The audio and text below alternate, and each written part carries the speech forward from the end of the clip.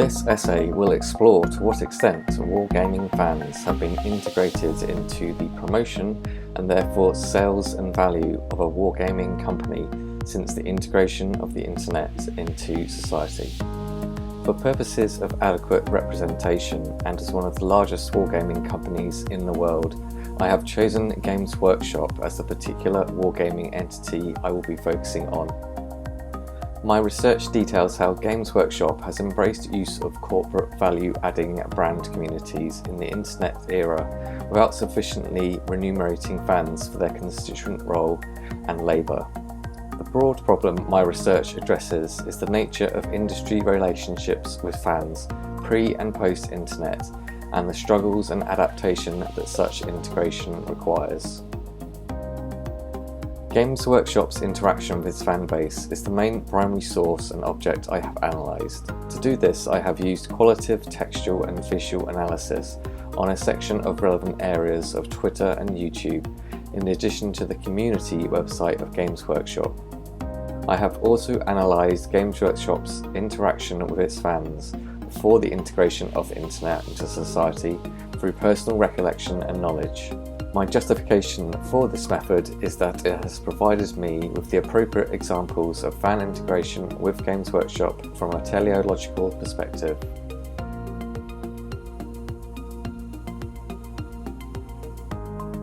The first section of this essay will focus on the main concept that this essay utilises, that of brand communities. My main sources of information on brand communities are the Kova, Ezen and Parank articles from 2010 cited in the bibliography of this essay. The nearest similar concept is perhaps fan communities, but what Kova, Ezen and Parank have highlighted in their research is how fan communities are being hijacked by the corporations of the intellectual property being utilised by fans. Previously, such fan communities were often lambasted and/or ignored by the owning business organisation, but this attitude has slowly changed to the point now where such fan communities are being redefined as brand communities, something that the name suggests is now part of the brand of the object around which the fan communities congregate themselves. The main reason for this change appears to be an evolution of an attitude towards fan communities away from one of derision to one of leveraging the economic potential that such communities might unlock for the parent company. Kova and Evan 2010 write that, quote, brand communities encourage a perception of brand value that prioritises extra-commercial aspects rooted in emotional interactions amongst fans, end quote. Previously misunderstood fan communities whose perceived emotionality has been seen as a weakness are being redefined as potential sources of value that can in fact provide economic and other similar benefits.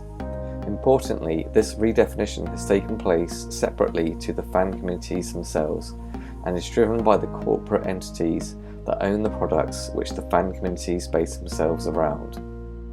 Academics such as Kova and Parank have picked up on this alteration of attitude, while fans themselves appear to be genuinely unaware. This seems due to the fans' perspective around what they are involved in having a, quote, dual nature that is both exogenous and voluntary, end quote. Thus, there has been created an asymmetrical relationship between corporation and fan, perhaps derived from previous long-running attitudes towards fans, where one side has keened an economic advantage for itself and, using market rationality, has decided to exploit the other, unaware side.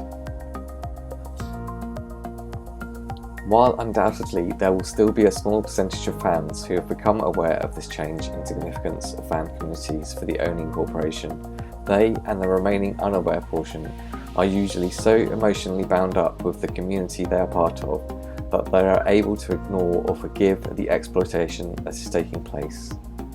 These fan communities clearly offer something to the fan that goes beyond the average consumer's relationship with the same and perhaps most other products. Kova and Parank 2010 write that, quote, consumers search for a positive, warm brand context, a context in which they feel welcome, protected and included, end quote. This is clearly part of the appeal which attracts people to a particular product, but it is the dedicated fan who goes one step further when they engage with a fan community based around a particular brand. Kober and Barank 2010 distinguish this type of consumer from the non-fan consumer when they write how it is the former consumers, quote, who create the community through their participation. They are working consumers, end quote. This appears to be the central motivation for exploitation of these fan communities on behalf of the relevant corporate entity. Fans are now being re-understood as potential sources of income for the parent company. They are a type of consumer who goes beyond the average consumer of their products and actively spends their time, energy and resources working to build communities of like-minded individuals.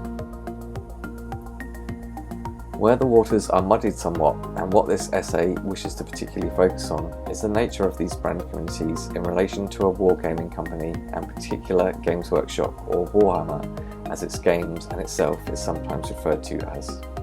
Kober and Barank 2010 write that, quote, "The Warhammer community is the brand community built around Warhammer, a strategic battle game developed by Games Workshop. Consumers are contributing for such positive motives as the development of the community, enjoyment and self-improvement. The brand's communitarian orientation means that Warhammer consumers aspire to convert new fans without seeking any reward for this, i.e. they do it for the simple pleasure of being able to discuss things with other individuals and widen their network. Some create clubs and organise tournaments to enable regular meetings of fans enjoying the same hobby." End quote. In addition to this concept of recruitment, there is also the very nature of wargaming itself, which requires consumers to create their own content in order to use the parent company's products. These attitudes are often fostered by an entity such as Games Workshop, perhaps out of necessity, but more recently, and seemingly in step with the introduction of the internet into society, appear to be mutating beyond previous understandings.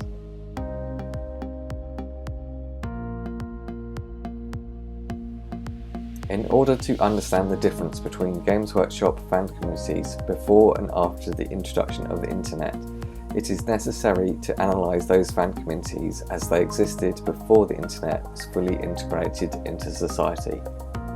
In order to do this, I will use what Busse 2017 refers to as, quote, "a specific position of intimate knowledge," end quote. Around 1997, and for a year, I was a full-time member of staff at one of Games Workshop's retail bricks and mortar shops. Therefore, as with Busse, quote, "my mythology is based on my own immersion in and familiarity with a large amount of material," end quote. The Games Workshop retail network was expanding in the UK at this time and had grown by this point to around several tens of shops in various locations around the country. Expansion of this network into other countries was already underway and continues to be so, but has never and still has not reached the saturation point it has in the UK, most likely because that is where the company is based and where its biggest market originally was.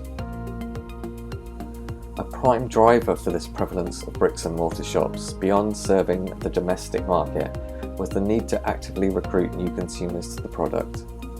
Barrier to entry was at this time quite high for Games Workshop's wargaming products, as the rules and general concept of what was involved were hard to pick up simply by reading the rulebooks and looking at pictures in magazines. Therefore, as well as general retail duties, as a member of staff you would be required to run demonstration games and organise games nights in the shop where customers could bring their models in and see how the game should be played. In addition to the learning and recruitment opportunities these activities created, there was a sense of the shop also being a sort of community hub for Games Workshop fans. Older and more experienced customers, who as staff we would get to know, would also help out new recruits, passing on their knowledge and experience. In a similar way to fan conventions, the shop played a central role in what Jenkins 1992 describes as, quote, "the distribution of knowledge about new releases." They offer a space where producers may speak directly with consumers and develop a firmer sense of audience expectations, end quote. As a member of staff and as a more experienced regular customer, you would therefore be involved in a type of unpaid labour. Kober and Evan 2010 described this as, quote, employee fans that are also part-time consumers, with consumer fans becoming part-time producers, end quote.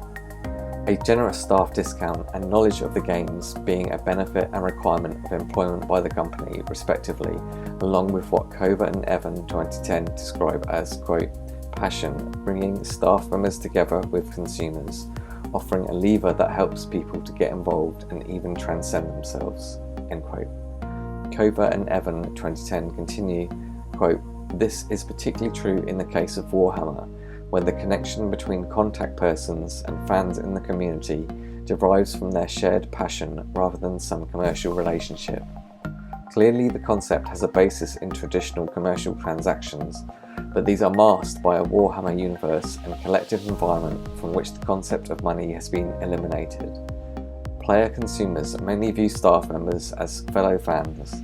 Thus, through a process that some might define as reciprocal compromise, consumers try to look past the commercial aspects of their representations of contact persons, whereas the latter are happy to acknowledge consumers' expertise and competency and recognise the excellence of their output, end quote. This use of the retail shop as a community hub, in addition to its role as a sales environment, along with the ubiquity of a Games Workshop store on most big city high streets, meant that traditional forms of marketing such as television and similar were not invested in by Games Workshop. The store's staff and customers themselves would provide this function to the required degree. While members of staff and consumer fans performed this role, there was no direct financial acknowledgement from the company of their constitutive labour. Games Workshop was aware of this and, like the martial basis of its games and as a form of explanation, promoted a culture of almost military devotion and service. I had this directly shown to me on a staff training day to the headquarters in Nottingham, where we were treated like army recruits, including being sworn and shouted at by management, much like a drill sergeant would. The military nature of the games and company culture also fostered an increased prevalence of hierarchy. Busse 2017 writes that, quote, in particular, age, gender and fanish background generates intense boundary policing and thus creates internal hierarchies, end quote. This meant that most consumer and staff fans were also involved in such boundary policing and hierarchization, usually to the detriment of those who identified as female. This chimes with the original fan culture Jenkins 1992 describes, based around science fiction in the mid-20th century. Jenkins describes how, in response to initial studies of these fan cultures, feminist writers offered criticism, quote, for their silence about the misogynistic quality of such youth cultures and their exclusive focus on the masculine public sphere, end quote. With Games Workshop's intellectual property being based around a fantasy and science fiction setting, we unfortunately also saw these same attitudes continuing well into the 90s and beyond within Games Workshop fan cultures. Despite the above analysis of pre-internet Games Workshop fan culture, there was not, however, any acknowledgement of such communities being described as brand communities.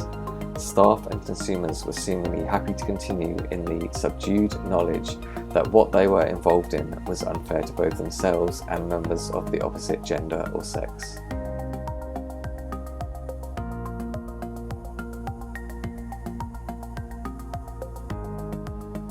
Around 2005 to 2006, the internet, despite having been in existence for several years previous, began and then quickly spiraled into becoming a standard part of people's lives. Up until this point, some email and website use had been experienced by most, but when Facebook moved its product outside of the university setting, along with other big internet names such as YouTube coming into existence, it was possible to see quite a large surge of the average non-internet using person becoming the opposite. This change did not go unnoticed by Games Workshop, and they went ahead and set up online forums where fans could congregate to discuss the hobby in all its many aspects. Due to the unprecedented nature of the technological networking function of the internet, these early forays into online fan communities were, however, not without their problems. A good case study is the example of the fan-made film Damnatus. Wallace 2010 describes this 2005 film as, quote, a German-made fan film set within the Warhammer 40k universe, which was banned in 2007 from being released by the game's rights holder, the UK company Games Workshop, end quote. While Games Workshop had initially been enthusiastic about fans creating films within their fictional universes and gave the go-ahead to the creator of Damnatus for their project, they subsequently, and some way down the road in terms of expense, time and energy for the creator, changed their mind. The reason for this was Games Workshop discovering that they would, under German copyright law and in difference to British copyright law, be passing intellectual property rights for the film and its content to the creator. In another example of good intentions coming up against the new experiences afforded by the internet, Games Workshop's forums and social media presence were also eventually closed down due to the prevalence of trolling and unmanageability from a corporate perspective. Despite these initial experiences of the internet, Games Workshop did, after a break and change of directorship, make a resurgence into this realm. The previous director of Games Workshop, Tom Kirby, who had run the company during its period of successful bricks and mortar expansion in the 90s and beyond, was replaced by Kevin Roundtree, formerly the head of finance within Games Workshop. Under his leadership, a new website was created, literally called the Warhammer Community website, and the company's presence on platforms such as Facebook, YouTube, Instagram and Twitter was reinstated. Roundtree, with a finance background, more probably understood the economic and value-based reasons that such a new direction might herald. Whereas the previous pre-internet director had become wary and protective of the company, the new post-internet director saw the potential of internet-based fan communities. He has been proven right in this approach, and the company now performs financially better than ever. Qualitative textual and visual analysis of the internet products that are now produced by the company and its fans shows that they and its staff have now embraced the opportunities to the hobby that the internet affords. Wallace 2010 writes of battle reports where fans record and upload highlights of their games, often providing running commentary while they're playing, and reflecting both the hobby-based and strategic nature of Warhammer 40k fandom. A number of fans have uploaded instructional videos covering such things as painting and modelling techniques or game tactics, end quote. Twitter, Instagram and similar are also hugely popular in terms of fan-created content in the form of painted models. This artistic part of the hobby is one of its main selling points outside of collecting and gaming, and the ability for painters to now show their work to anyone in the world at the touch of a button does not show any sign of slowing down. Games Workshop have in fact embraced this particular aspect, asking painters to use a specific hashtag so that they can repost the painted models. Outside of Games Workshop, this has also led to a small but thriving industry of professional painters and studios who utilise social media to advertise their skills and business.